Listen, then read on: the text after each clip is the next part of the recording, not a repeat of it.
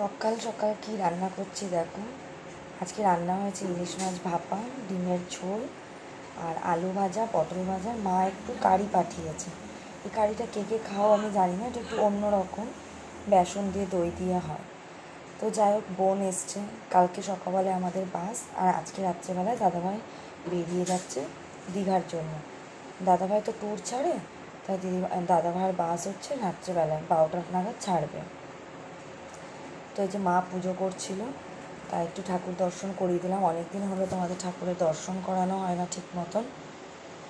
তো এই যে দাদাভাই সব মালপত্র এবার রেডি হয়ে গেছে, বিকালবেলা এগুলো সব গাড়িতে উঠাবে। এখান থেকে সবই চাল ডাল সবজি সবই নিয়ে যায়, কেন মন্দারমণিতে দাঁড়ায়, ওখানে গিয়ে রান্না করে টিফিন খাওয়ায়, তারপরে দীঘাতে যায়। তো যাই হোক, আমরা স্নান সেরে একটু বেলা থাকতে থাকতে বেরিয়ে গেলাম বাজারের জন্য।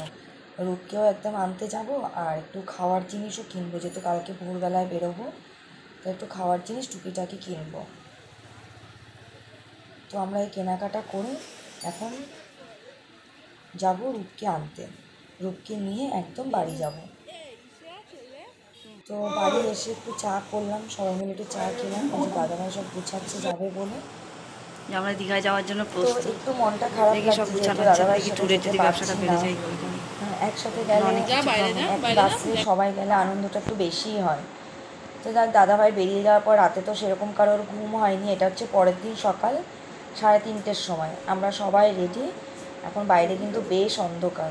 তো আমরা এখন সবাই বেরোবো। বাড়িতে শুধু বাবা মা আর পূজাই থাকবে, আর বাড়ি পুরো ফাঁকা।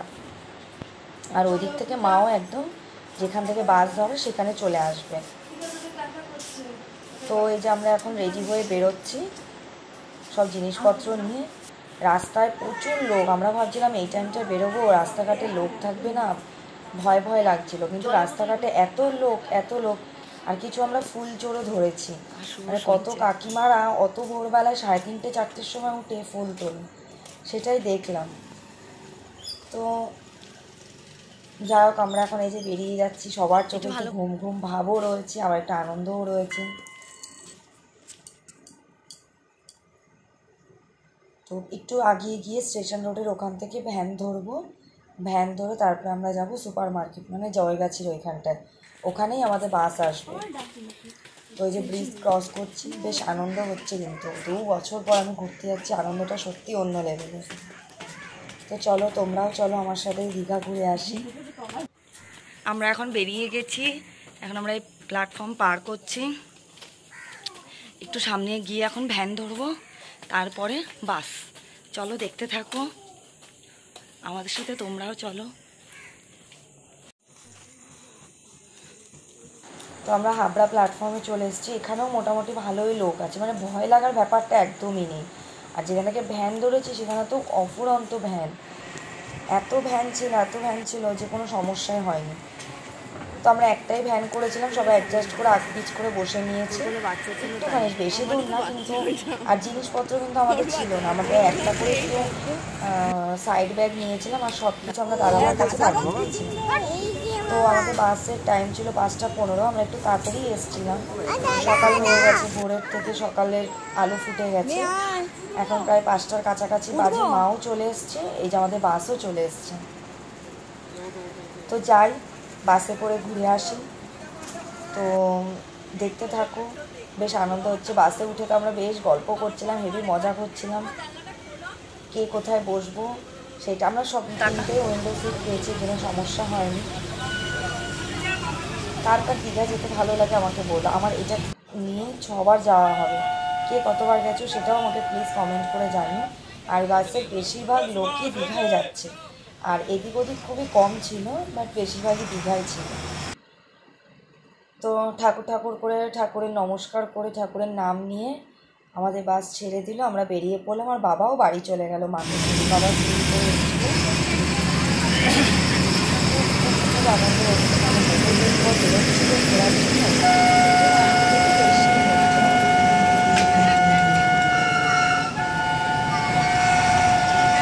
চলো যাই।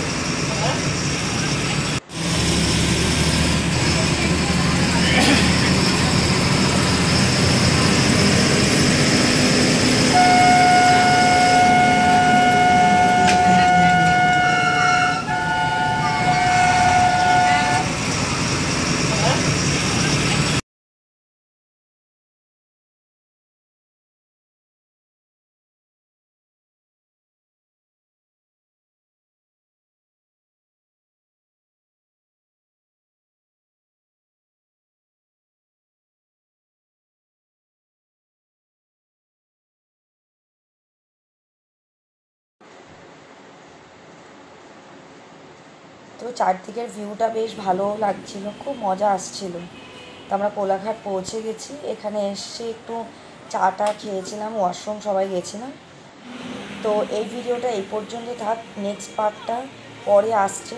আমরা দীঘা পৌঁছানোর মুখে মুখে, আর বেশি দূর না এখান থেকে, আবার একদমও অল্প না। সবাই যেন কোলাঘাট থেকে অনেকটাই রাস্তা, আবার নিজের আনন্দের জন্য বলছি যে না বেশি দূর না। আর এই চাটা না বেশ টেস্টি হয়েছিল, দুর্ধর্ষ ছিল খেতে। তো থাক এই পর্যন্তই। ভিডিওটা যদি ভালো লেগে থাকে লাইক কমেন্ট শেয়ার করুন। আর সেকেন্ড পার্টটা খুব শিগগিরই তোমাদের জন্য আসছে। চলো টাটা।